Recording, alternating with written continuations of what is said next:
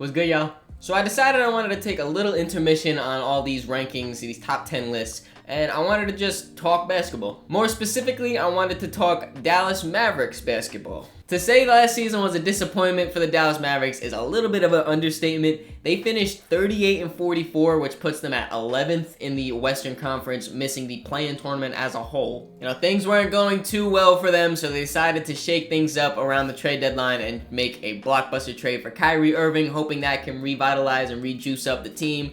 And it didn't. They stayed very stagnant, even got worse after that Kyrie trade. And then there was a whole thing about them tanking at the end of the season and playing Luka for a quarter on Slovenia night, but then stopping him from the rest of. There was a whole bunch of things going around, and I'm sure Dallas Mavericks fans are happy that the season is over. Luckily for you Mavs fans, though, I am very confident that Luka, Kyrie, and the rest of the Mavericks are going to be coming back for a redemption tour this season.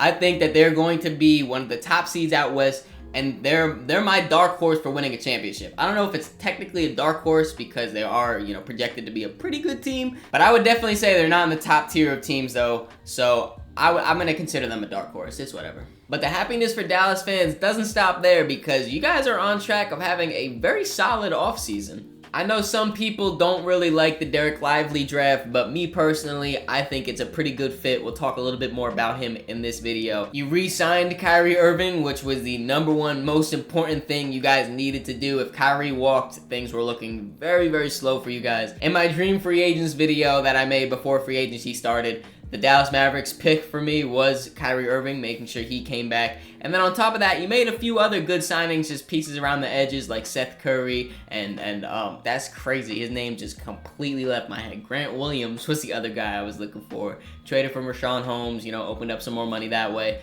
All around a very good offseason for Dallas. With that being said, this is a potential depth chart that you guys could be seeing next season for the Dallas Mavericks. Starting lineup largely stays the same besides adding newly signee Grant Williams at the power forward position. And then when you look off the bench, you have the other new signee, Seth Curry, running backup point guard, as well as the number 10 overall pick, Derek Lively, being the backup center. With the very limited options that the Mavericks had this offseason, of course, with having to spend a lot of money on re-signing Kyrie, leaving them with not too much after that, I think overall they did a very good job at getting a good balance of defensive guys and then also the offensive guys, basically meaning guys that can shoot. Obviously, when you have two guys like Luka Doncic and Kyrie Irving, two of the best offensive players in the whole league, the surrounding pieces around them aren't going to be big, flashy names that are going to attract a lot of hype and stuff like that. You're going to have to build around them using great role players, players that know their role and do it to the extreme, guys that'll just put their head down and do the little dirty things that need to be done.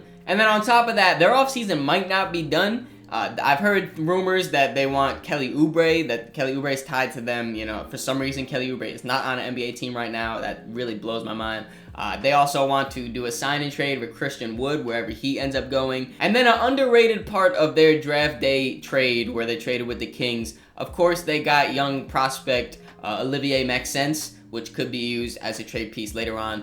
But they could also tie him in with the guy that they brought in, who is Rashawn Holmes. He's making $12 million this year. That's a pretty good chunk of change that you could use to, make a trade deadline, just a bolster to the roster. Like I said, they have Olivier Maxence, who I don't think is going to have too big of a role this year. Jaden Hardy and Josh Green both will be in the rotation. How good they will play being so young, I don't know. How good their value is, maybe, I think they do have some flexibility to make some trades mid-season. Like I said, the Christian Wood sign and trade maybe can bring them back an extra body. Maybe if they do end up signing Kelly Oubre.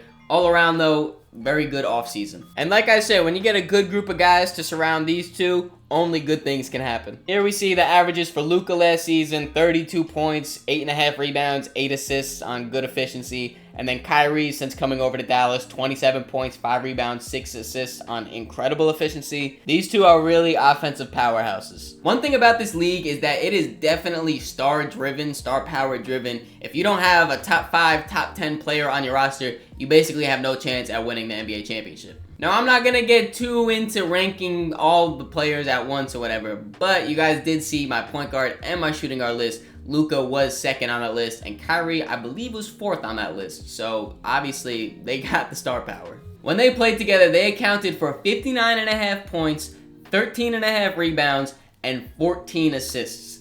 insane. That's a very big chunk of production coming from just those two guys. And then on top of that, they have both shown in their careers that they step it up in the playoffs and can play at an even higher level and close out games and hit clutch shots and do this and do that. They are some of the perfect stars made for the playoffs, and they're both on one team. All you would have to do then to support them is just surround them by shooters and defenders, and Dallas is following that recipe. While Tim Hardaway Jr. is the highest volume shooter that the Dallas Mavericks have, they still filled the rest of the roster out with good shooters. As you see at the top of the list and pictured are two new acquisitions, Seth Curry, who shot 40% from the three last season on 4 attempts. His minutes were down, so I would expect those attempts to go up this season, as well as Grant Williams, who shot just under 40% on about 4 attempts. As I said before, Tim Hardaway Jr., the highest volume at almost 8 attempts per game, shooting at 35.5%. And then their young guys, Jaden Hardy and Josh Green, both shooting 40% from 3 on about 3 attempts a game. It is not too common that teams have 5 role players all shooting about 40% on about 3 attempts per game or more. I was super high on the Seth Curry signing as soon as it happened. You know, obviously he's been in Dallas before and played very well there, so I'm sure coming back there will be a fond sight to you fans. And then on top of that, they got him for super cheap, and he is still one of the best shooters in the entire league. That Curry on your back, if you have Curry on your back of your jersey, you're a knockdown shooter. And then also, Seth has shown that he can create his own shot. Obviously, like I said before, when you have Kyrie and Luka Doncic, they're going to have the ball in their hands about 90% of the time.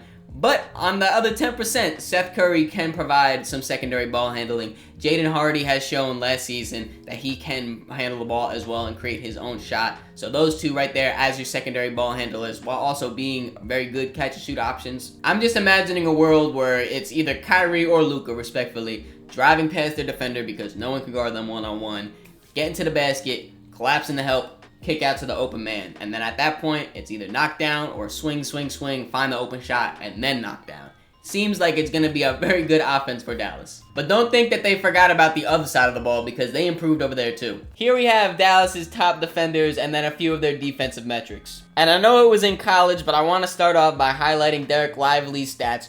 2.5 blocks in 20 minutes a game is insane. You could see he was making a huge impact on the defensive side of the ball. As you see here, his defensive box plus minus is a 6.8. Then we got their best wing defender in Josh Green, along with Grant Williams and Maxi Kleber, who are really just super versatile guys, can guard bigger guys, can guard some more wings, just all-around defenders. So I've said on this channel multiple times that I am not a big NCAA guy. I don't really watch too much college hoops. Once they come to the league, that's when I'll really dig deeper on some of these prospects. But I do follow this one Mavericks fan on Twitter. If you're not following me on Twitter, it's in the bio, not the bio, it's in the description right now. Make sure you go follow me. But I follow this one guy, Vic. He's a Dallas Mavericks fan, so shout out to you, Vic. But when they drafted Derek Lively, he was sick to his stomach. He really didn't like it. So that made me kind of want to dive into it and see why he really didn't like it. And I'm going to be honest, I don't know why he didn't like it. Derek Lively is a whopping 7'1", so he brings some good size to an otherwise small front court for Dallas. As you just saw there, 2.5 blocks per game in 20 minutes is insane rim protection right there. And then also he has the lateral quickness and stuff to kind of switch out onto the perimeter. I'm not saying your game plan is going to go out there and put him on Steph Curry, but in the pick and roll, I expect him to translate some good defense there. If he happens to get switched out onto a wing or a guard, he can hold his own for a possession here and there. And I really like that versatility for Dallas. And looking at those metrics right there, you might not think that Josh Green is a good defender at all. But I do think that it's kind of hurts him a little bit because he was their really only defender when they traded Dorian Finney-Smith away last season. So he had to guard super hard matchups. Now that you have guys like Grant Williams who can, handle the Jason Tatum assignments, the LeBron assignments and stuff like that, you don't have Josh Green struggling out there. I think that will really help him boost up his defensive impact as a whole because he still is a solid defender. And then speaking of Grant Williams, it's an incredible signing for him. Like I said, ever since they lost Dorian Finney-Smith in the trade, they really didn't have a big wing defender, and that's what Grant Williams is. He's got super good versatility.